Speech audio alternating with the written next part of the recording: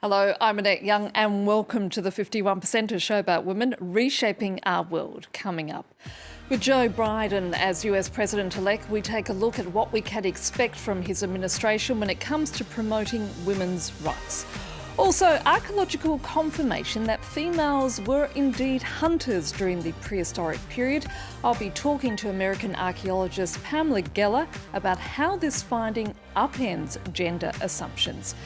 And scoring a goal for equality, the women's football tournament in northern Algeria that became a crowd pleaser. But we begin in the US, where the fallout of this month's vote continues. For the first time in American history, the election of the vice president is more historic than that of the president, Kamala Harris being the first woman and the first of colour to be elected to the position.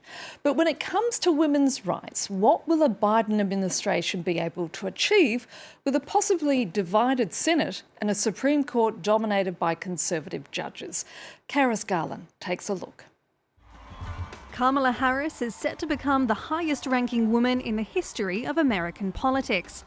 And together with Joe Biden, she's promised to empower women in the US and around the world. While I may be the first woman in this office, I will not be the last.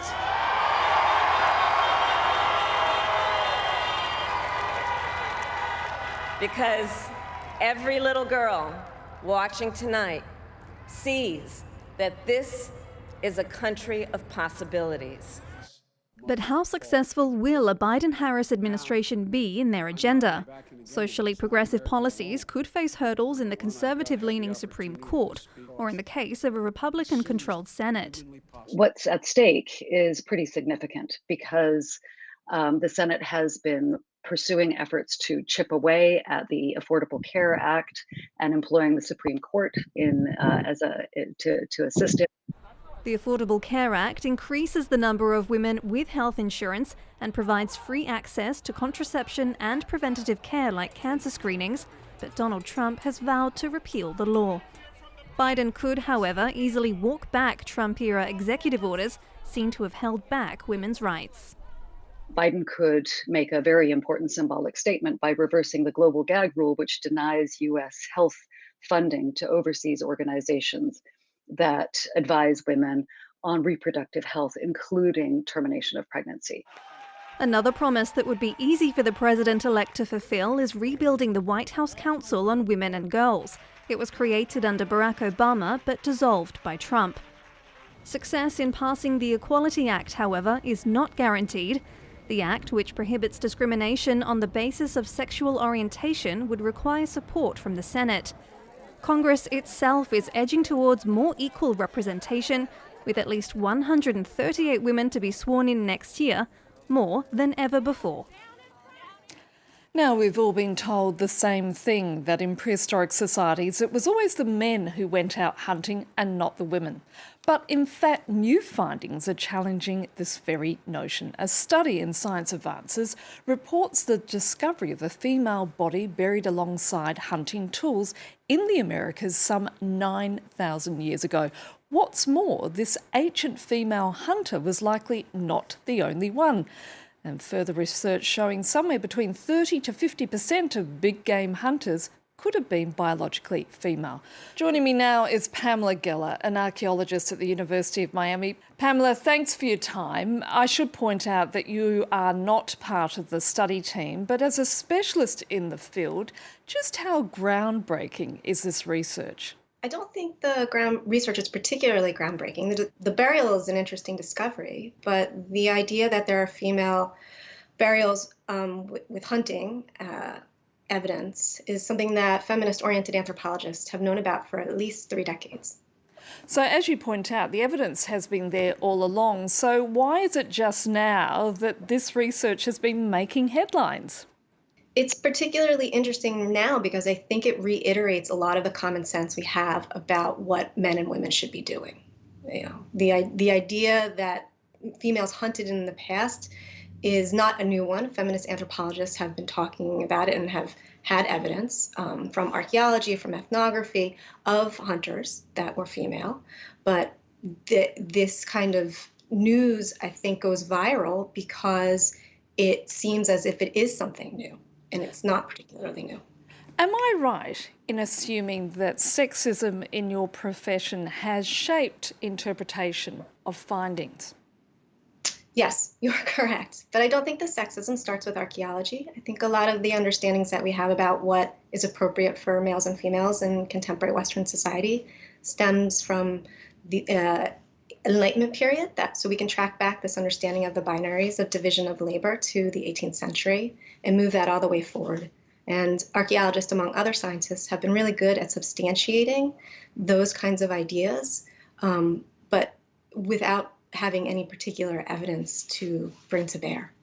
How could these women have hunted while tending their infants and looking after children and elderly people within their community? How was it possible? I think that caregiving was very different in the past than we're used to thinking about it today. Today, we're used to thinking about it as something that is specifically done by females. And in the past, it would have literally taken a village. It would have been far more communal. It would have involved individuals of all ages, children up to the elderly, and it would have involved males as well. So it wouldn't have been something that was specific to women. I mean, people might ask, however, that women do tend to be physically smaller than men. So would this have been a disadvantage when they were hunting?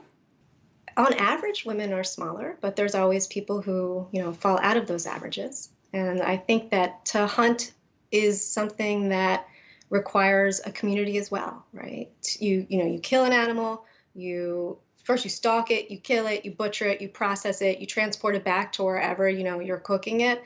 And that is not something that is just done by one particular group. It takes a community to do that. So organization probably would have been egalitarian. And egalitarian means that the differences that are happening within those communities would have been a consequence of age, sex, and ability. So if you're a skilled hunter, regardless of how old you are or your sex, that would probably have been very valuable within a community, because the aim is survival and subsistence.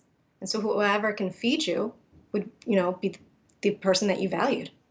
So at which point did it change? Was it when communities became settled and as a result became agricultural? I do think that agriculture shifted profoundly human relationships and interactions with each other and with the landscape that they lived on. But the current types of sexual divisions of labor that we're seeing now are a consequence of Enlightenment science that emerged at the end of the 18th century. And they're a consequence of the industrialization of labor. And they're a consequence of the introduction of different types of ideologies, social ideologies, that distinguish private from public spaces. So the phenomenon of rigid sexual division of labor is quite recent in human history. As a result, do we now need to revisit all those previous archaeological findings and look at it with a more equal view? Yes, I think that we do. I think that the greatest kinds of discovery that we can make are not necessarily in the ground, but revisiting a lot of prior discoveries and just looking at them with new eyes. And do you feel that your profession is willing to do that now? Maybe. I think that there are a contingency of feminist archaeologists who have been doing that for 4 decades. I think that there's been a lot of resistance and pushback from the rest of the discipline. It does seem that there is some change happening now, which could be a consequence of contemporary sociopolitics. But there is still resistance that seems to be coming from a certain demographic of the discipline, mostly old white gentlemen, who are very wedded to ideas that they have spent their careers fomenting and reproducing. Pamela Geller, we're going to have to leave it there. Thank you for your time. Thank you very much. And finally to northern Algeria, where a football tournament nestled in the mountains has been drawing large crowds. Its participants were all women, a far from usual scene in that part of the world, as Peter O'Brien explains. The only men on this football pitch are journalists and the referee. It's a tournament in the Kabylie region of northern Algeria, and for the women taking part, it's much more than just a game. It breaks taboos, encourages competitive spirit, integrates women into sport, all of which are good for their health and emotional well-being. And it pushes women to set objectives for themselves. Morale is high on the pitch and off it. Cheers go up from the makeshift terraces. There are even a couple of men watching on in full support. It's very good to see women winning back a public space that was forbidden to them for so long. It proves that a woman's place is not only at home or in the kitchen. It's a stirring sight amid the Atlas Mountains.